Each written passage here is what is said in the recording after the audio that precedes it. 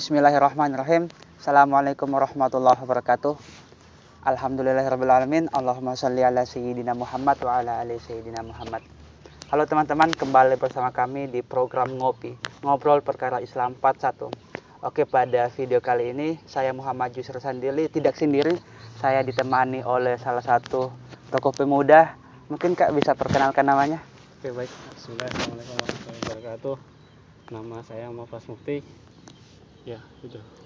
Oke, jadi pada video Ngopi Part 1 ini spesial hari ini kita berada di tanggal 27 Rajab 1444 Hijriah, di mana pada tanggal tersebut kita berada atau kita bagi umat muslim itu ada satu momen sejarah yang begitu sangat penting. Nah, sebentar nanti itu yang akan menjadi pembahasan kita. Oke, mungkin sebelum lebih jauh kita membahas mengenai 27 Rajab, kemudian bagaimana kaitannya dengan umat muslim, mungkin kita ingin mengenal lebih sedikit, lebih jauh keseharian Kak Mafas, mungkin kegiatannya sehari-hari sebagai apa, aktivitasnya sebagai bagaimana. Oke, baik. Selain sebagai mahasiswa di semester akhir, saya juga diamanahkan sebagai imam di Masjid Darul Zakat di Tondo dan juga sebagai ketua umum FSLDK Sulawesi Tengah, yang kemudian menaungi beberapa LDK yang ada di lingkup Sulawesi Tengah. Mungkin seperti itu, Kak Yusri. Oke, jadi Kak Mafas ini sungguh Masya Allah, selain sebagai seorang imam, beliau juga merupakan ketua FSLDK. FSLDK ini merupakan forum silaturahmi lembaga dakwah kampus ya Kak Mafas ya? Iya, betul. Oke, jadi Masya Allah hari ini kita bisa sebentar kita bincang-bincang, kita bisa ngobrol bersama seorang pemuda yang hari ini memimpin lembaga di skala kalau bisa saya katakan di Sulawesi Tengah ya, Mas. Oke, untuk mengawali bincang-bincang kita pada pagi hari ini, seperti yang saya katakan tadi bahwa pada hari ini kita berada di momen yang begitu bersejarah, yaitu kita berada pada tanggal 27 Rajab 1444 Hijriah. Tentunya ketika kita berbicara mengenai tanggal tersebut, ada satu peristiwa yang kemudian sangat luar biasa, yang kemudian itu kalau kita berpikir secara logika mungkin berada di luar dari nalar manusia, yaitu peristiwa terjadinya Isra dan Mi'raj. Mungkin sebelum lebih jauh kita membahas mengenai sholat, mungkin perbincangan kita pada video kali ini kita sedikit mengenal mengenai peristiwa Isra dan Mi'raj. Mungkin Kak Mafas bisa menceritakan sedikit secara singkat mengenai peristiwa Isra dan Mi'raj. Oke, baik. Kak Yusri, terkait Isra wal Mi'raj ya. Jadi ada yang banyak belum tahu bahwasanya sebelum peristiwa Isra wal Mi'raj baginda Rasulullah SAW itu ada peristiwa yang namanya Amul Huzun. Amul Huzun, atau kalau bahasanya tahun kesedihan, tahun-tahun kesedihan. Kenapa dikatakan sebagai tahun kesedihan? Karena saat itu Kak Yusri, itu Rasulullah SAW mengalami kesedihan yang luar biasa dalam hidupnya. Kenapa Rasulullah mengalami kesedihan itu?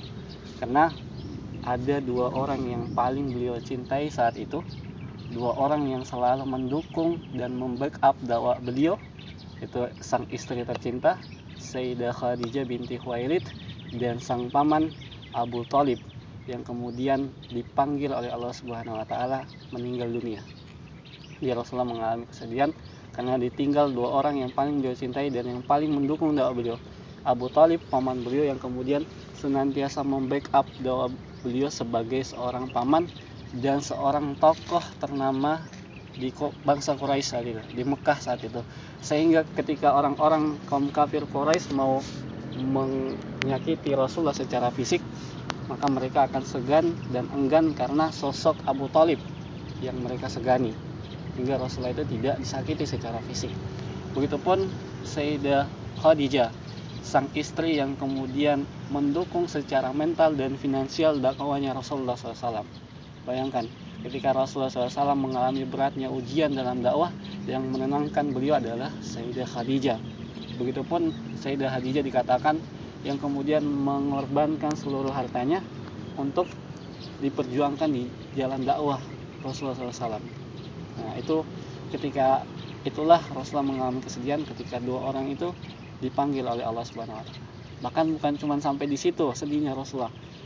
bahkan dikatakan ada kabar baik bahwasannya suku Saqif di Bani Taif saat itu yang kemudian mau menerima dakwahnya Rasulullah.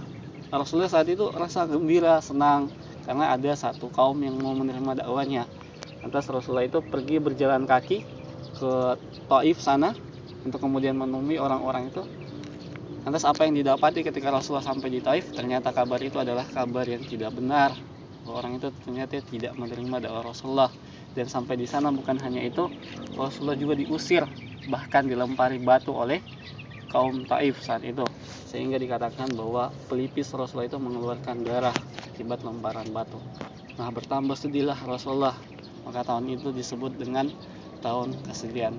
Sehingga Allah Subhanahu wa taala ingin menghibur daripada Rasulullah dengan memperjalankannya dari Masjidil Haram ke Masjidil Aqsa, kemudian ke Sidratul Muntaha sebagaimana yang tergambarkan di dalam surat Al-Isra, surat ke-17 ayat yang pertama, posisi paling kiri sebelah atas. Subhanalladzi asra bi 'abdihi lailam minal Masjidil Haram ilal Masjidil Aqsa alladzi barakna haulahu linuriyahu min ayatina innahu huwas samiul basir. Allah Subhanahu wa taala membuka ayat ini dengan kalimat subhanalladzi. Sebagian ulama mengatakan bahwa ketika sebuah ayat itu dibuka dengan kalimat subhana, itu menandakan betapa luar biasanya kejadian tersebut. Begitupun Isra Mi'raj, luar biasanya kejadian Isra Mi'raj, sehingga kejadian itu tidak dapat ditangkap oleh akal manusia. Saking luar biasanya, akal manusia itu tidak dapat menangkap kejadian itu, bukan karena tidak masuk akal, karena memang tidak sampai akalnya manusia untuk menangkap kejadian itu. Saking luar biasanya peristiwa Isra wal Mi'raj itu. Nah, itulah peristiwa Isra wal Mi'raj.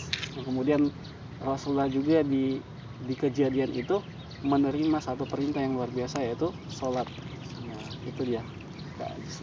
Oke, jadi kalau kita berbicara mengenai peristiwa Isra Mi'raj, di mana yang dijelaskan dan disampaikan oleh Kang Mapas tadi bahwa Rasulullah SAW langsung menerima perintah sholat. Jadi kalau kita berpikir bahwa sungguh luar biasa perintah sholat ini, karena tidak melalui perantara, karena Rasulullah SAW sendiri yang langsung bertemu oleh Allah Subhanahu Wa Taala. Namun pada realitanya sekarang Kang Mapas, masih banyak dari kita, masih banyak dari umat Muslim itu yang seakan-akan melalaikan sholat, menganggap sholat itu tidak penting. Nah, yang ingin saya tanyakan ke Kang Mapas, kira-kira mengapa sih kita harus sholat? Mungkin orang-orang di luar sana masih banyak yang berpikir bahwa sholat itu tidak penting. Bagi Kang Mapas, mengapa sih kita harus sholat? Baik, terkait sholat ya. Kalau ibadah lain seperti puasa, itu ketika Allah perintahkan untuk puasa, maka turun ayat kepada Rasulullah SAW terkait dengan perintah puasa. Itu di surat Al-Baqarah, surat kedua ayat ke-183.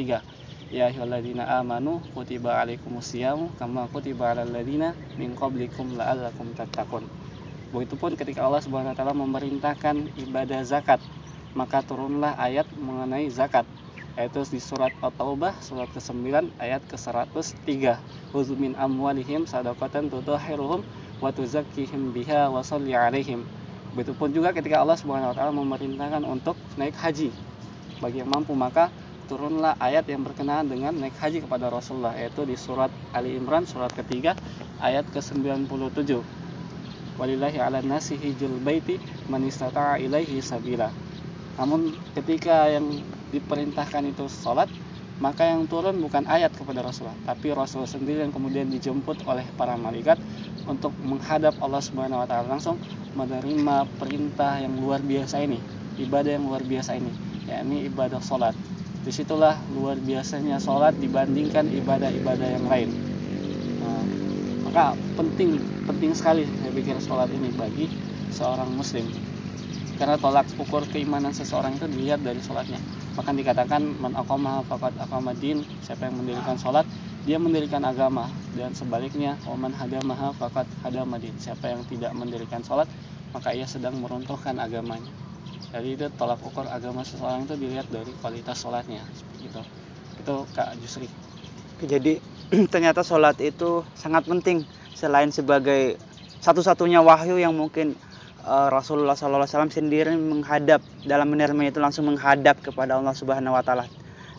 Artinya tidak ada perantara yang kemudian menjembatani antara Rasulullah SAW dan Allah Subhanahu Wa Taala dalam memberikan wahyu. Namun pada realitanya memang masih banyak sebagian umat Muslim itu yang masih enggan untuk melaksanakan sholat. Padahal kalau kita berbicara mengenai sholat, mungkin dari mereka sudah banyak yang tahu bahwa sholat itu wajib, sholat itu harus dikerjakan, tapi masih banyak dari mereka yang kemudian tidak mau melaksanakan itu. Kira-kira dari Kamafas, apa yang kemudian orang-orang tersebut masih enggan menjadi penyebab bagi orang-orang tersebut enggan untuk melaksanakan sholat? Baik, terkait orang-orang yang kemudian tidak mau melaksanakan sholat, bisa jadi dia tahu terkait dengan sholat itu wajib, namun ia enggan melaksanakan dikarenakan malas dan merasa bahwa dia tidak butuh dengan sholat. Untuk apa saya sholat? Sholat juga tidak akan menambah harta saya dan sebagainya. Padahal sebenarnya kita yang butuh pada sholat itu. Allah itu tidak butuh ibadahnya seorang hamba. Justru seorang hamba itu yang butuh Allah Subhanahu Wa Taala. Dan salah satu media kita untuk berkomunikasi dengan Allah adalah dengan sholat kita. Nah, seperti itu. Jadi itulah pentingnya sholat, dan kenapa orang tidak mau melaksanakan sholat. Biasa karena dia tahu sholat itu wajib, namun malas dan tidak merasa bahwa dia membutuhkan sholat, seperti itu. Jadi rasa butuh itu sangat kurang begitu. Nah, lantas ketika kita merasa butuh, barulah kita mengerjakan sholat, seperti itu. Ibarat antum mau makan dan sebagainya, antum pasti butuh, seperti itu. Nah, begitupun sholat, kita harus merasa kita yang membutuhkan sholat, seperti itu. Oke, jadi sebenarnya tergantung pada pola pandang, pola pikir mengenai sholat itu penting atau tidak. Jadi pada intinya tadi yang disampaikan oleh Kamafas, jadikan sholat itu sebagai kebutuhan, karena ketika sholat itu sudah menjadi kebutuhan kita, tentunya kita akan berusaha untuk memenuhinya. Begitu Kamafas? Ya, kurang lebih seperti itu. Oke, jadi selanjutnya mengenai sholat, tentunya ketika Allah Subhanahu Wa Taala atau apa yang kemudian dicontohkan oleh Rasulullah SAW, tentunya itu punya manfaat. Nah, kalau bicara sholat, kalau dari sholat ini apakah punya manfaat bagi kehidupan kita sehari-hari atau bagaimana gambarannya, Kamafas? Mungkin sudah sering kita lihat bagaimana seorang ahli medis, ahli kesehatan itu menjelaskan manfaat setiap gerakan-gerakan sholat itu dalam kebugaran tubuh, dalam upaya untuk membugarkan atau menyehatkan tubuh. Itu sering kita temui di YouTube dan sebagainya.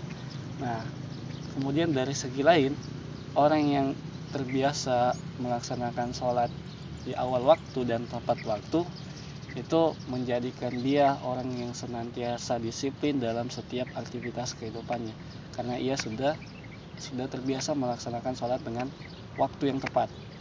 Dalam hal lain, biasanya ia akan lebih disiplin dalam waktu dan sebagainya.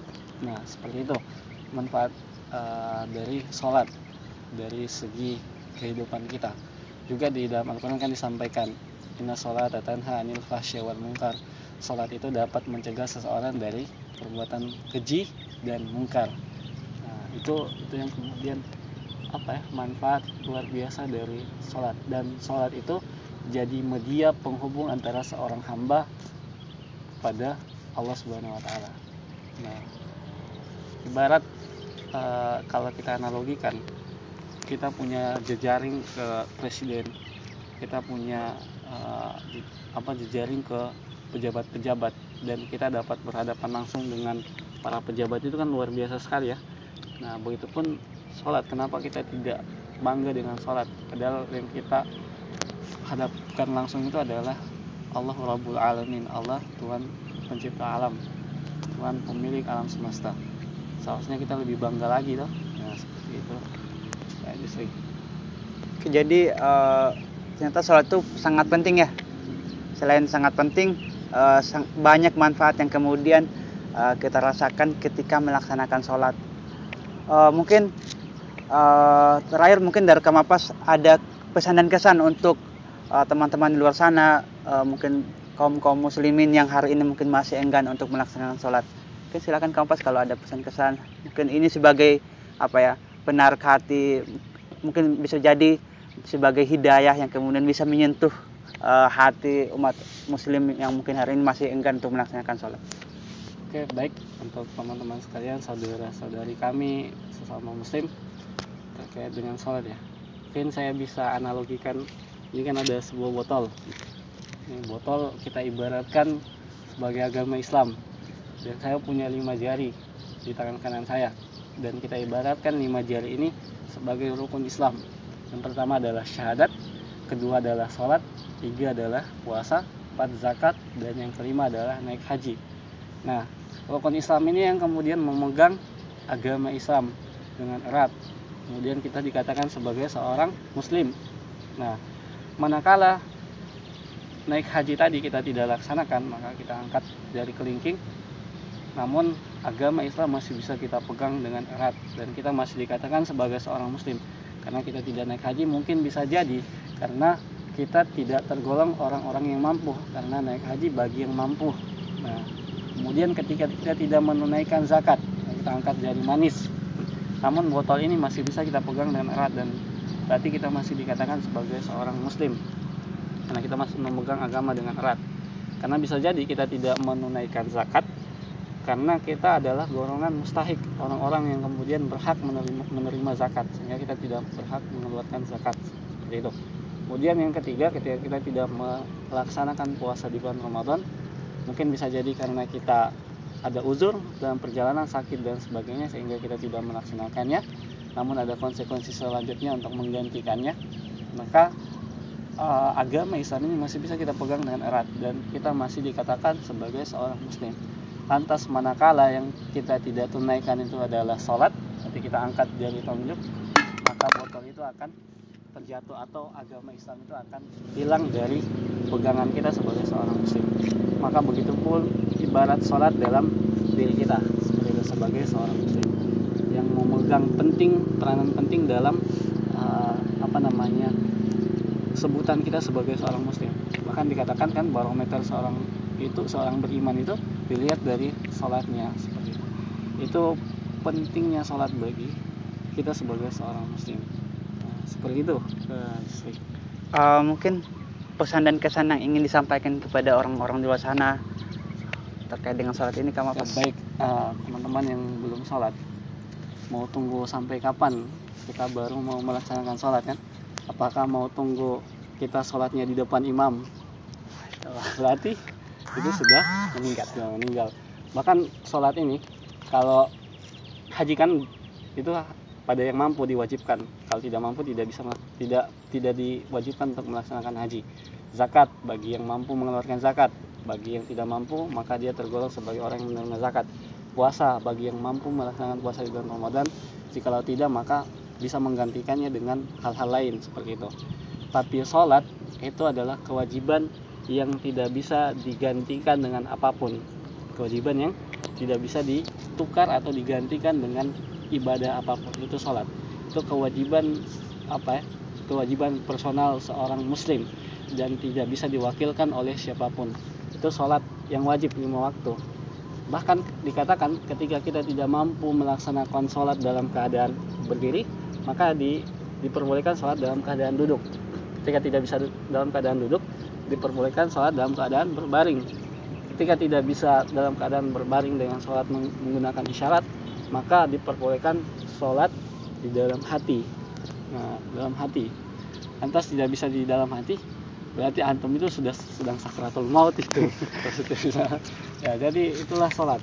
Harus dilaksanakan apapun kondisi kita, sedang sakit dan sebagainya, itu wajib kita melaksanakan sholat yang 5 waktu. Gitu.